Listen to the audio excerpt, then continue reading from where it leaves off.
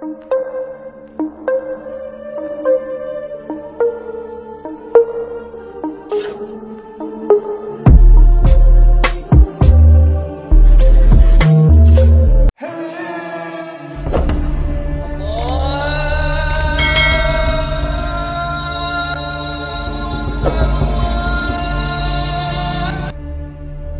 ang sinasabi ng Biblia tungkol sa Muslim o Islam?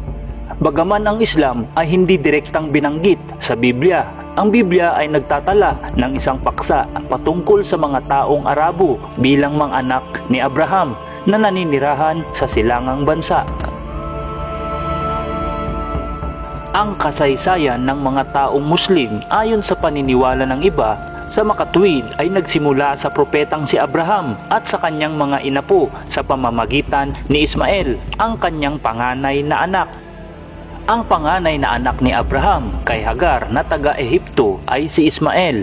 Ito ay nasa Biblia, ang aklat ng Torah o ang Genesis 16:15. At nanganak si Hagar kay Abram ng isang anak na lalaki at tinawag ni Abram ang pangalan ng kanyang anak na ipinanganak ni Hagar na Ismael. Si Abram ay 86 na taong gulang nang ipanganak ni Hagar si Ismael kay Abram. Binigyan si Abraham ng isang espesyal na pangako na ang mga inapo ni Ismael ay magsisimula at magiging isang dakilang bansa. Ito ay nasa Biblia, ang Torah o ang Genesis 17:20. Kung tungkol kay Ismael, narinig kita, masdan, pagpapalain ko siya at gagawin ko siyang mabunga at pararamihin siya ng labis. Siya ang magiging ama ng 12 prinsipe at gagawin ko siyang isang malaking bansa. Ang kanyang pangalan, Ismael, ay ibinigay ng Diyos sa pamamagitan ng anghel at tumugon bilang isang walang hanggang paalaala ng awa ng Diyos. Ang ibig sabihin ng Ismael ay dinirinig ng Diyos at naiintindihan at tutugon sa oras ng pangangailangan. Ito ay nasa Torah o Genesis 16:7-11. At nasumpungan siya ng anghel ng Panginoon sa tabi ng isang bukal ng tubig sa ilang sa bukal na nasa daang patungo sa sur. At sinabi ng anghel, "Alila ni Sarai, saan ka nanggaling at saan ka paroroon?" At kanyang sinabi, "Ako'y tumakas mula sa harap ni Sarai na aking Panginoon." At sinabi sa kanya ng anghel ng Panginoon, "Magbalik ka sa iyong Panginoon at pahinuhod ka sa kanyang mga kamay." Noong unang panahon sa Biblia, ang mga hari o ang mga amo ay tinatawag nilang Panginoon. At sa pagpapatuloy, at sinabi sa kanya ng anghel ng Panginoon, "Pararamihin kong mainam ang iyong binhi na hindi mabibilang dahil sa karamihan." At sinabi sa kanya ng anghel ng Panginoon, "Narito't ikaw ay nagdadalang tao at ikaw ay manganganak ng isang lalaki at ang itatawag mo sa kanyang ngalan ay Ismael sapagkat dininig ng Panginoon ang iyong kadalamhatian." At magkagayoy, nang si Hagar at Ismael ay lumipat sa Arabia, nagpakita sa kanya ang anghel. At narinig ng Diyos ang tinig ng bata at tinawag ng anghel ng Diyos si Hagar mula sa langit. At sa kanya'y sinabi, "Na ano ka, Hagar, huwag kang matakot sapagkat narinig ng Diyos ang tinig ng bata sa kinalalagyan. Magtindig ka, iyong itayo ang bata at alalayan mo siya ng iyong kamay sapagkat siya'y gagawin kong isang bansang malaki." At idinilat ng Diyos ang kanyang mga mata at siya'y nakakita ng isang balon ng tubig at naparoon at pinuno ng tubig ang bangang balat at pinainom ang bata. At ang Diyos ay sumabata at siya'y lumaki at tumahan sa ilang at naging mamamana.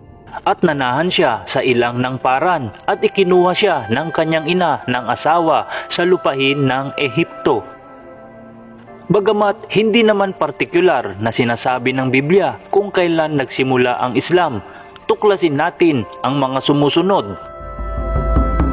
Ang mga angkan ni Ismael at ang iba pang mga anak ni Abraham sa pamamagitan ni Ketura ay binigyan ng silangang bansa at tinukoy bilang mga anak o mga tao sa silangan.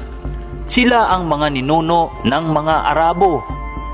Si Muhammad, ang propeta ng Islam, ay binabaybay ang simula ng kanyang angkan pabalik kay Ismael sa pamamagitan ng kanyang panganay na anak na lalaki, si Nebayot.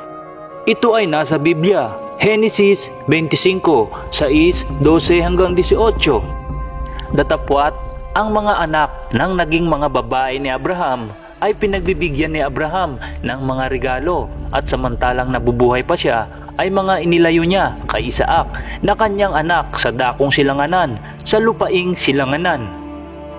Ang mga ito nga ang salit-saling lahi ni Ismael, ang anak ni Abraham na naging anak kay Abraham ni Agar na taga-Hepto na alila ni Sarah. At ito ang mga pangalan ng mga anak ni Ismael ayon sa kanya-kanyang lahi. Ang panganay ni Ismael ay si Nabayot, at si Sedar, at si Adbil, at si Mibsam, at si Misma, at si Doma, at si Maasa, at si Hadad, at si Tema, at si Yetor, si Napis, at si Sedema.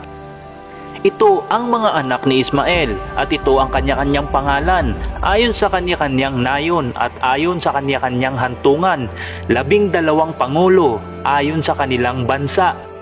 At nagsisitahan sila mula sa Habila hanggang sa Shur na natatapat sa Ehipto kung patungo sa Assyria. Siya ay tumahan sa harap ng lahat niyang mga kapatid.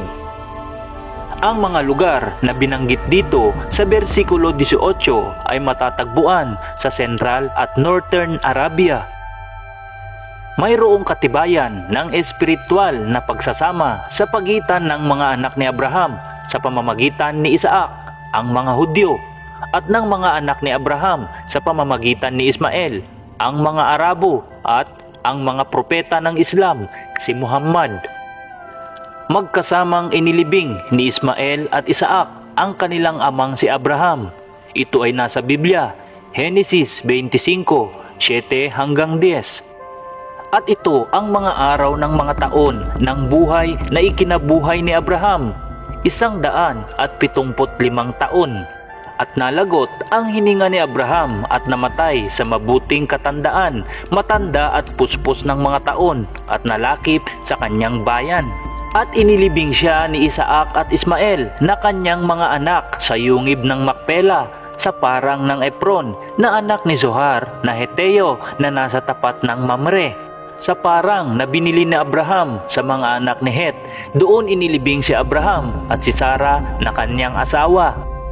Si Ismael ay kinikilala ng Muslim na kanilang propeta, na ayon sa Biblia ay tinatawag na Ismaelita ang kanyang mga angkan. Ang mga Ismaelita, ang mga angkan ni Ismael, ay naging mga mangangalakal ng mga pampalasa, ay nagligtas kay Joseph, isang anak ni Jacob, anak ni Isaac. Ito ay nasa Genesis 37, 25 at 28. Pagkatapos ay naupo sila upang kumain, at pagtingala ay nakita nila ang isang pulutong ng mga Ismaelita na dumarating mula sa Galaad kasama ang kanilang mga kamelyo na may dalang gam, balsamo at mira sa kanilang daan upang dalhin ito pababa sa Ehipto sa mga Ismaelita sa halagang 20 siklong pilak, at dinala nila si Jose sa Ehipto. Ang pagliligtas kay Jose ng mga Ismaelita at pagpapadala sa kanya sa Ehipto ay bahagi ng plano ng Diyos ayon sa Genesis 45, 5-7. Kaya't sinabi ni Jose sa kanyang mga kapatid, "Lumapit kayo sa akin, isinasamo ko sa inyo."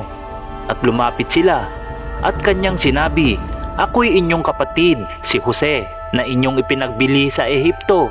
At ngayoy, huwag kayong mga balisa o magalit sa inyong sarili, sapagkat ako'y ipinagbili ninyo rito sa lupain nitong 2 taon, at may 5 taon pa na hindi magkakaroon ng pag-aararo o pag-aaniman. At sinugo ako ng Diyos sa unahan mo upang ingatan para sa iyo ang isang nalalabi sa lupa, at upang panatilihing buhay para sa iyo ang maraming nalalabi." At sa ibang banda, at pagkakaroon ng pagkalito at pagdududa ng iba ayon sa ating pananaliksik, bakit may pagkakapareha ang Biblia at ang Quran katulad sa mga propeta? Ngunit ang pagkakaiba lamang ay ang titulo ng isang tao katulad ng Panginoong Hesukristo kung sa Biblia ay kinikilala ng Kristiyano na Panginoon at Diyos si Kristo. Ngunit sa Quran at Islam ay isa lamang propeta si Jesus. Hindi siya kinikilalang Diyos. Naniniwala ang mga Muslim na si Jesus, tinatawag na Isa sa Arabic, ay isang propeta ng Diyos at isinilang sa isang Birheng Maria. Naniniwala rin sila na babalik siya sa lupa bago ang araw ng paghuhukom upang ibalik ang hustisya at talunin si Al-Masih ad-Dajjal o ang huwad na Mesiyas, kilala rin bilang Antikristo. At ayon pa sa mga Muslim, sa pamamagitan ng kanilang Quran ay si Adam o Adan ay kinikilala din nila bilang propeta. At ayon sa Muslim, si Adan o Adam ang pinakaunang tao na naging Islam. At sa pamamagitan din ni Moises ayon sa Quran, si Moises, anak ni Amram, ay isang kilalang propeta at mensahero ng Diyos at ito ang pinakamadalas na binabanggit na individual sa Quran na ang kanyang pangalan ay binanggit ng 136 na beses at ang kanyang buhay ay isinalaysay at isinalaysay ng higit kaysa iba pang propeta. Isa siya sa pinakamahalagang propeta at mensahero ng Islam.